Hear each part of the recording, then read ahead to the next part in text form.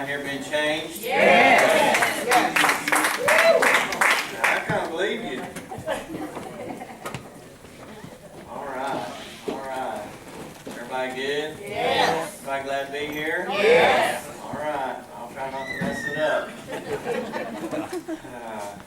Well, if you haven't been here like the last couple weeks, then I'd say you get on YouTube. Southern Range Cowboy Church has YouTube. All these are on YouTube. A few days, maybe a couple days later, usually, or what. Facebook Live, CDs.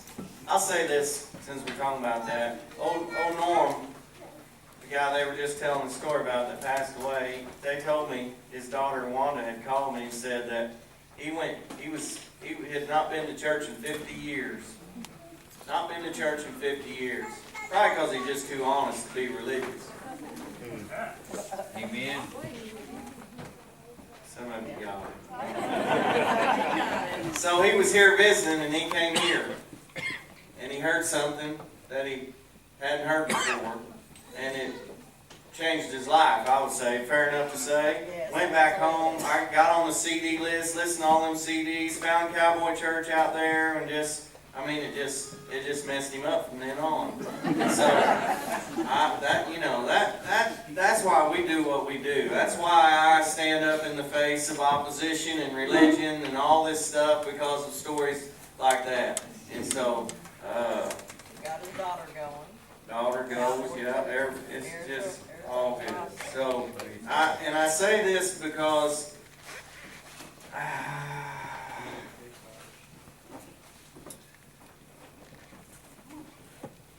It's all right. Come on. I'm just saying it's the gospel. And the gospel's been so watered down and muddled up that it's a shame that somebody has to come clear from Arizona to hear it. And somebody has all these CDs on a C-list going all over the country and the world because it's rare for someone to go to church and hear the gospel. We've gotten off on a bunch of religious mess, and it's time we get back. We've been getting back. Last 2 weeks, I was saying, if you wasn't here the last 2 weeks, get on YouTube or CDs or something, and this tonight will stand alone if you weren't here. But if you get those build up to this will mean even more. All right. So I just been going back to. Not just because my critics have said that I don't believe in the Old Testament. That boy down there, he don't believe in the Old Testament, right? So, not just because my critics have said that, but just because it's good. And so I went back the last few weeks and just taken stuff out of the Old Testament and shown you that the heart of God really, even in the Old Testament, is the new covenant. That's right. It's the new covenant. That's what's changed our lives. And understanding the new covenant and coming into the information of no longer mixing the old covenant with the new covenant is where, that's why we act like we act. That's why we have what we have. That's why our lives have been changed. Not because we got in church, not because we found religion, but because we understood the difference between the old covenant and the new covenant, what Jesus really did, finish the work. Amen. No more work left for us to do. Jesus was obedient, got us our spot, life with God, because He was obedient, not because you were obedient. So anyway, I've been just having a ball, going back in the Old Testament, getting these stories, and just showing you the new covenant out of this deal. And so I'm just going to keep on keeping on. Is that all right? All right. So I'm going to show you this story, and I'm just going to show you this story, and we'll see where it goes. All right. So there's this story. Anybody enjoy Mephibosheth last week? Yes. So okay. Now there's another story. I just want to say that one more time. Just show you I could. So there's another story. You guys hear me talk about it all the time because I believe it's a perfect picture of what we have now. But, the whole story of the Hebrew children, the chosen people of God, how God brings them out of Egypt. They were slaves for 400 years. slaves for 400 years. The people of God, slaves. And so here they are in Egypt, and the head man in Egypt is Pharaoh. And one day, God shows up and he gets Moses. Everybody's heard of Moses, and it's a burning bush and all this. And he tells Moses, he said, Moses, I'm going to use you. I want you to go down there to Egypt, and you tell Pharaoh to let my people go. I'm getting them out. They're no longer going to be in slavery. I'm going to change things up. It's my desire to get them out of this and into something else. All right, so Moses says, me? You know, you're going, me? So he said, yeah, all this. So Moses goes down there, and he gets right up in Pharaoh, probably the most powerful man in the world at this time. And so God sends all these, he says, I want you to let my people go. Well, Pharaoh's, these are, you know, scholars would say, I don't know, scholars would say 2 to 3 million. There's 2 to 3 million of them. Some say 5 million. I don't know. A bunch. There's a bunch of them. And they're Pharaoh's slaves, and they build his pyramids, and they do all this work. And so Pharaoh obviously doesn't want to let all his workers just go, right? So, no, I ain't letting them go. So God sends these plagues. No, I'm not letting them go. He sends more plagues. No, I'm not letting them go. Finally, there's this last deal, and he says, I'm going to send the death angel, and the death angel is going to come through Egypt, and the firstborn animals, the firstborn of every household is death angels taking them. They're going to be killed. Right? So, everybody. Firstborn of whatever, everything, they're going to die, right? So he said, okay, Moses, tell the people, God comes up with a way to keep the death angel off his people. And so he said, I want you to do this. Tell the people to take a lamb. I'm just paraphrasing the story for you because it's big, long. I can read the whole thing. We'd be here a while. And so he said, tell the people to take a lamb. Every household, take a lamb. And we're going to sacrifice the lamb. And I want you to take the blood from the lamb and put it up on the doorpost. Alright, so he said, when the death angel comes through Egypt and he's wiping all out the firstborn, when he sees the blood on the doorpost, he's going to say that there's already been a death here, and he's going to pass over that house. You got me? That's why they call it the Passover. They celebrate, I guess still today, they celebrate the Passover. And what that represents is the death angel passed over this household because there's already been a death here. The blood's on the door, right? And so then he said, take the lamb, the body of the lamb, and roast it. Roast it, take it in, and eat it. Eat all of it. All right? Old Testament. This is in Exodus 12. If you want to read it, I encourage you to do so. Exodus 12, the Passover. So the death angel comes through, wipes out everybody. If you didn't have blood on the doorpost, if you didn't have the blood of the lamb on the door and the sacrifice made for you, then firstborn was killed. And it was a bad day. I mean, people wailing. I mean, you can imagine. I don't know how many folks there was, but a bunch of them. There's a bunch of death, and it's a rough scene, I'm sure. And so finally Pharaoh caves. Get your people and get out. So Moses gathers all his 2 to 3 to 5, however many million people there is, and away they go out into the wilderness. You know the story. Intention was to take them on into the promised land. And so it's a picture of today. What we have in this new covenant is life with God now. We're intended on being brought out of slavery. Lamb's been slain. The blood's been applied. So we're now, the death angel no longer can get a hold of us.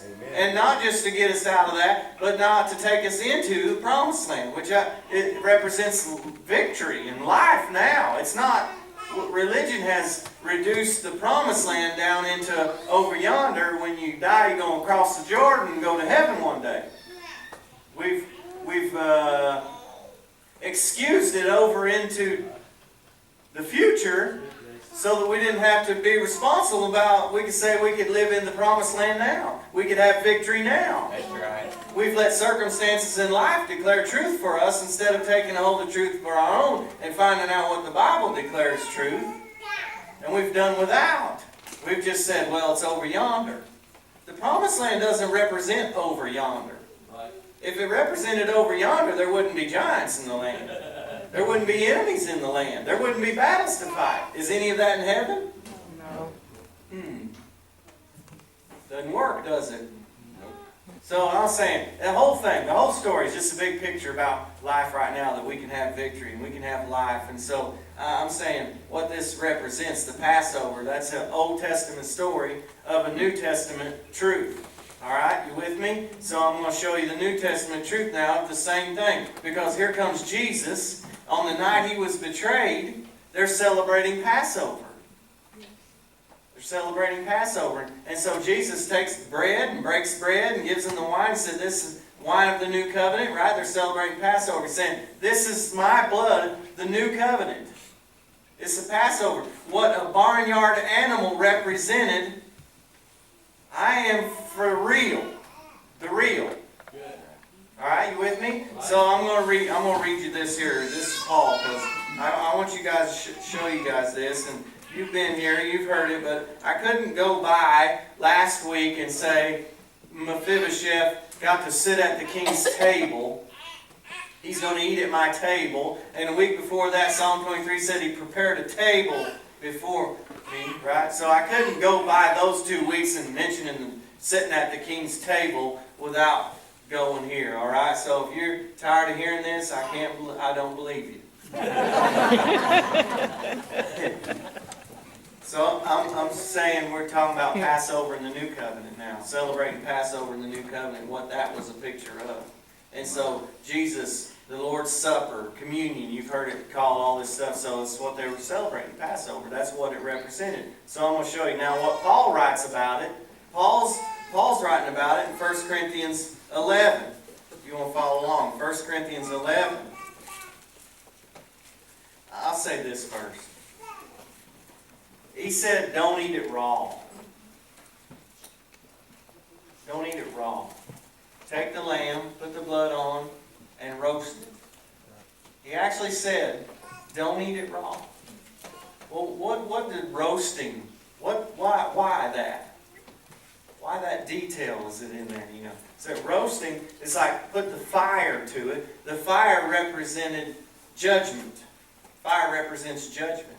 Don't eat it raw. Don't partake of the sacrifice without allowing the fire to be involved. It's like, don't just be saved and believe in Jesus without knowing that the wrath of God and the judgment of God was placed on him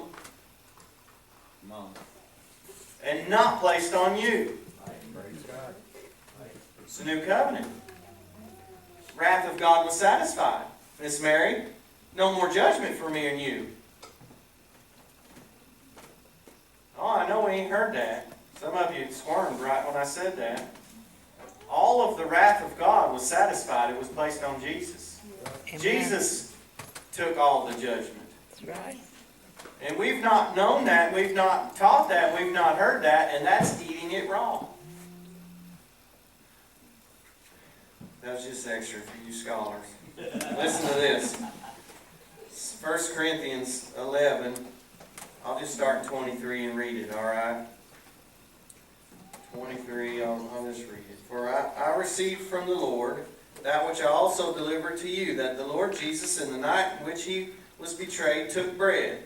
And we had given thanks, he broke it and said, this is my body, which is for you. Do this in remembrance of me. In the same way, he took the cup also after saying, this cup is the new covenant. Everybody say new covenant. New covenant. New covenant in my blood. Do this as often as you drink it in remembrance of me. For as often as you eat this bread and drink the cup, you proclaim the Lord's death until he comes.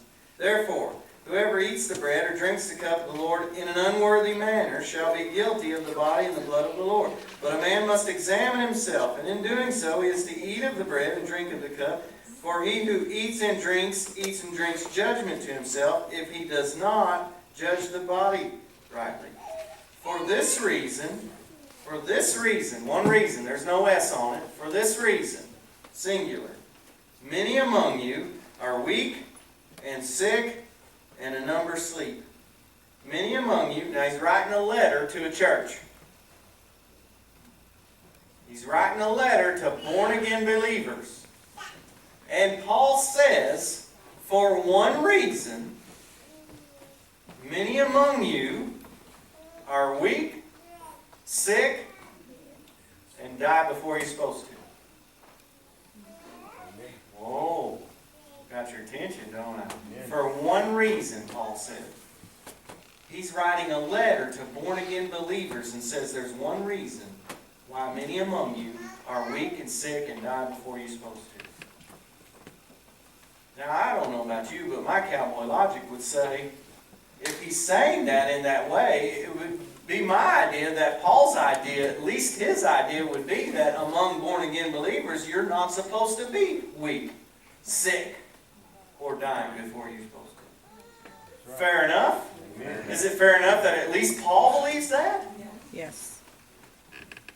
For one reason. Some translations say, from not discerning the Lord's body.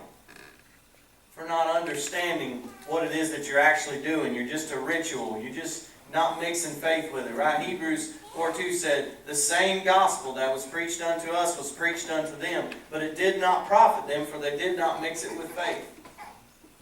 I did this for a long time, not mixing it with faith. Just did it. But Paul's saying, if you'll understand the body and understand what it is you're doing and mixing faith with it, if you're a born-again believer, I believe you can be strong, you can be healthy and healed, and you can live out your long life. Amen. It's worth looking into, wouldn't you think? I say, yeah, let's discern the body. Discern the body. That's what he's saying. You're not understanding what you're doing when you're celebrating Passover. You're not understanding what you're doing when you're celebrating Passover. So I can look at the old picture of it. Do you know that in the old picture of it, it said that, somebody look up Psalm 105. What brand you got there, Michelle? New American Standard. New American Standard. Who's got a King James version? King James? Psalm 105:37. Psalm 105 is talking about the Hebrew children, the children of God coming out of Egypt. It's talking about this story that we're... What does 105:37 say? He also brought them out with silver and gold. He brought them out with silver and gold. And there was none feeble among his tribes. And there was none feeble among his tribes. 2 to 3 to 5 million people, slaves, malnourished, been living on hog slop and pods and all kinds of onions and what? Gleeks? I don't even know what a gleek is, but what? Leek? L-E-E. Leek? That don't sound any better. So whatever it is, they're not on a very good diet. They're slaves. They're getting whipped. They're malnutrition. They're overworked. They're unhealthy. They're generations of beat down. That's right. 400 years after celebrating Passover, the first Passover, after having partaking of a representation, a shadow, a picture, they partook of a picture. 2 to 3 to 5 million malnourished, beat down generations of slaves walked out, not one feeble. What it says. Some translations say not one stumbled. Some translations even say not one crippled. I'll even be bold enough to say wasn't no sick among them. That's right. 2 to 3 to 5 million folks, slaves, malnourished, and partook of a lamb, a physical barnyard animal, which was a picture of what we have now. With a picture of what we have, 2 to 3 to 5 million slaves walked out of there completely healed and whole. Not to mention silver and gold piled on them. Lord, don't talk about that. My goodness, you want them prosperity? Yes, I am. My daddy's got a cattle on 1,000 hills. Yes, he Yeah. does. That's right. So I'm saying that it's the will of God for us to be healed. Yes, it is. And He implemented something there's a program here, I don't even know what it's called, I don't like the word program, but he's implemented an ordinance or a gift to us, or a way for us to celebrate Passover now, that we partake and we proclaim the Lord's death, and we're celebrating this, and we mix faith with it, and we rightly discern the body, we're strong, healthy, healed, and live out our long life. God. Come on! Right. I see. Okay, partaking of communion. I take it all the time. I'm teaching you guys this because you can have it in your life now. You don't need a priest. You don't need a preacher. You don't need a deacon.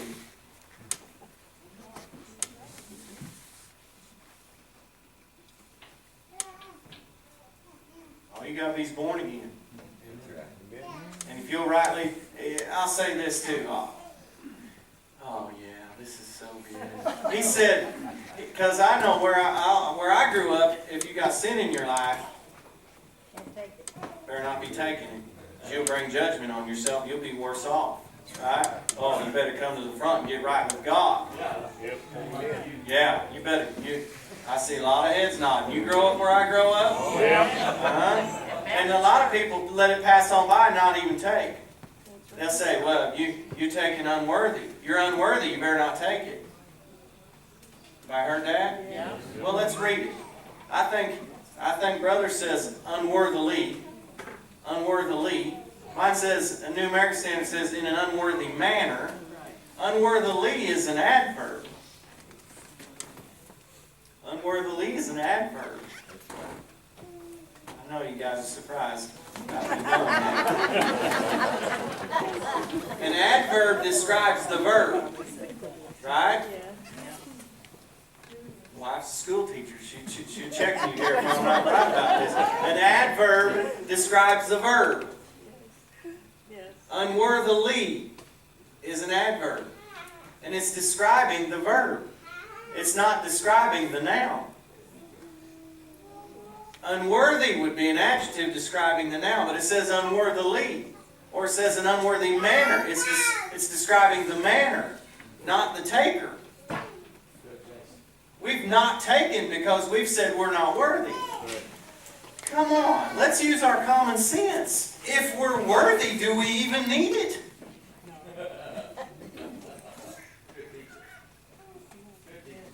He's describing the manner in which we're taking.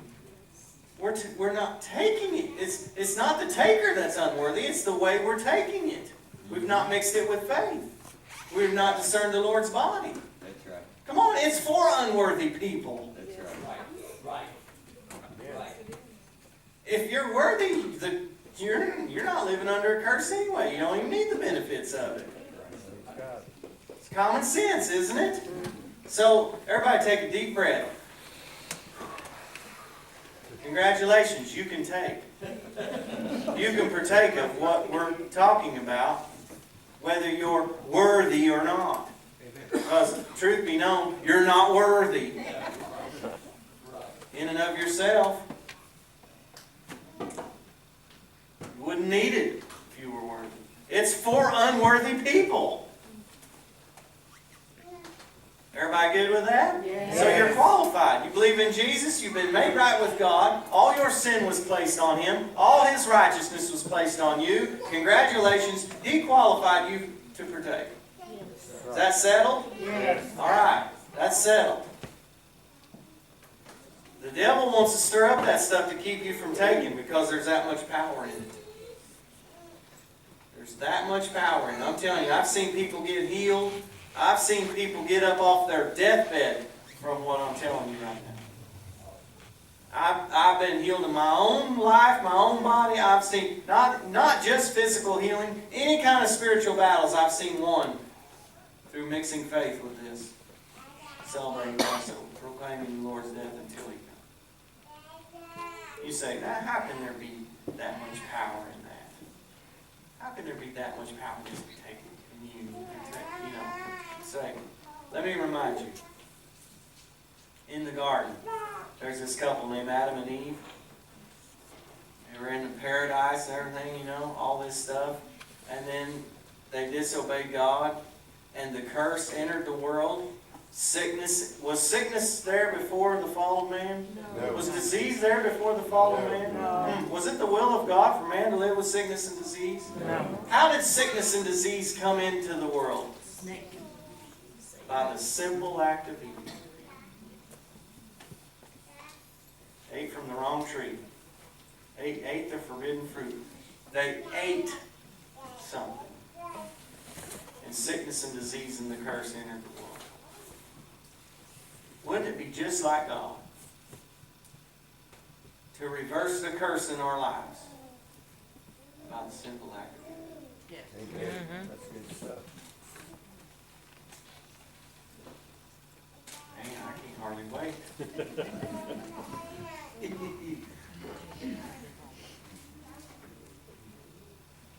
I can feel faith rising in the room right now.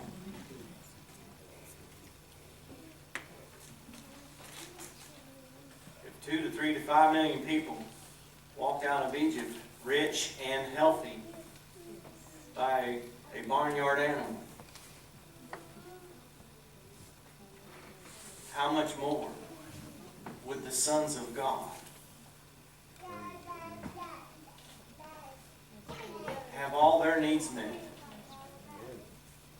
We're no longer partaking of a representation. We got the real deal. Amen. Amen. We got the real deal. See, even Jesus, I'm glad he did it this way. You guys got some. Go ahead.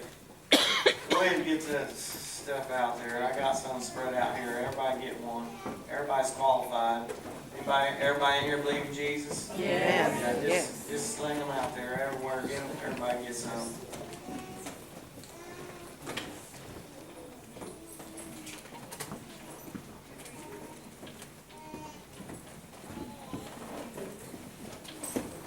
Everybody's qualified. Believe in Jesus, you've been made right with God. Everybody's qualified.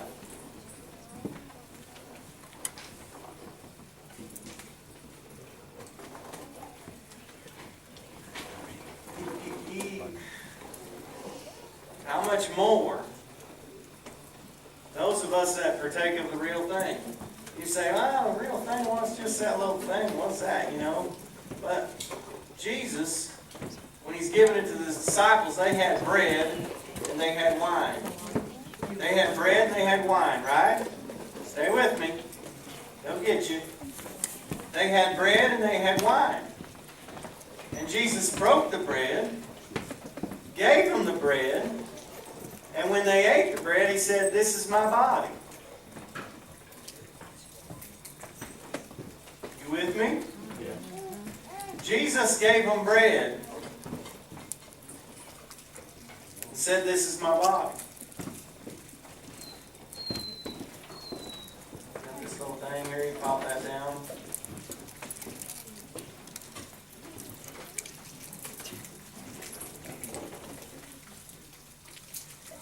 Jesus said, as he broke them, gave them a piece of bread. Right? I'm just telling you, this is the broken body of Jesus. Everybody with me? He broke bread and gave them bread. Was it bread? Was it bread? Jesus said, "This is my body." What you got here is bread. Whatever this thing is. Right? I feel like y'all are messing with this stuff. I didn't get any bread. Huh? I didn't get any bread. Any bread, need another? Everybody got one? What? Get some more up there? Make sure everybody gets one. Anybody need one? I need some up there. Everybody get settled here, because this is pretty good. I ain't gonna wait on you.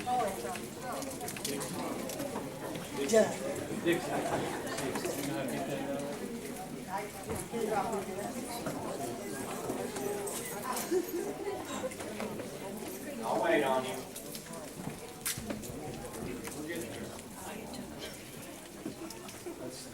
If you pop that little tab down, that'll pop your cellophane thing off the top. And if you go up, it'll get the next one.